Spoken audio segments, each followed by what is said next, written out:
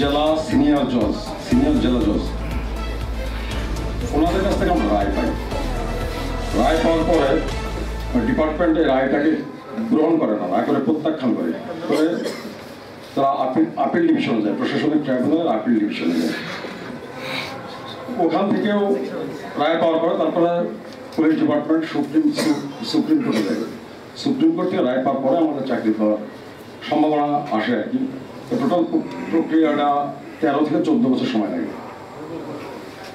এবার আমার কোশ্চেন আপনাদের মাধ্যমে আমি জানতে চাই যে প্রশাসনিক ট্রাইব্যুনালের একজন জেলা জজ, সিনিয়র জেলা জজ, ওনার কোর্টের রায় আমাদের পুলিশ ডিপার্টমেন্ট গ্রহণ করে না, এবং আপিল ডিভিশনে যে রায়টা আসে ওইখানে একজন বিচারপতি মহোদয় থাকে, এই রায়ও গ্রহণ করে না। তাহলে পুলিশ ডিপার্টমেন্ট আর কত উঁচু আদালত চাই যে আদালতের রায় পাইলে তারা সন্তুষ্ট হবে? জেলা জজ কি তাদের কাছে, জেলা জজের রায় কি তাদের কাছে মানে কিছুই না? তো এবার আমি আর একটা বৈষম্যের কথা বলি আপনি।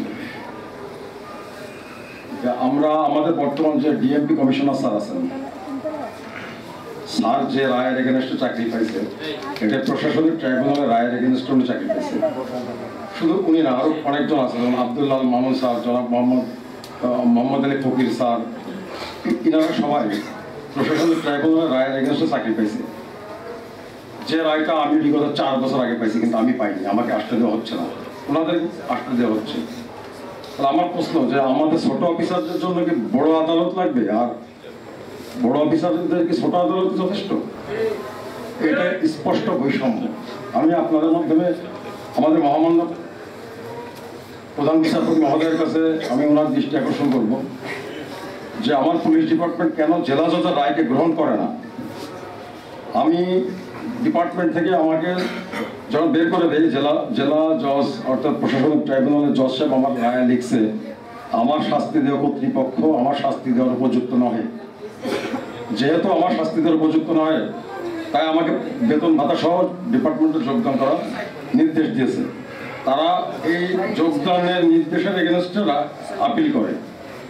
তো ওর পাশাপাশি তো বিচারক মহোদয় লিখছে যে তারা বিচার করার উপযুক্ত নয়, আমার বিচার করার উপযুক্ত নয়, কারণ আমি বাংলাদেশ কর্ম কমিশন থেকে নিয়োগপ্রাপ্ত।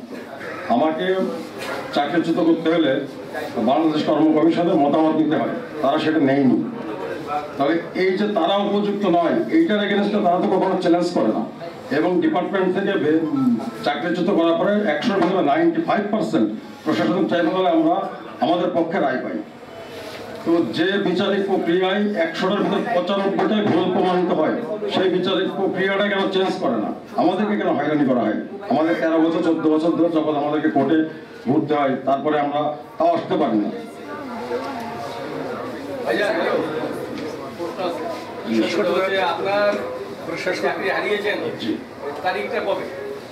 আমি 2019 সালে হারিয়েছেন। জি, পরিবর্তন হলো 24/5 যোগ টেস্টের কথা আমরা জেনেছি। যোগ টেস্টের ব্যাপারে একটু খোলাসা করুন। এখানে অনেক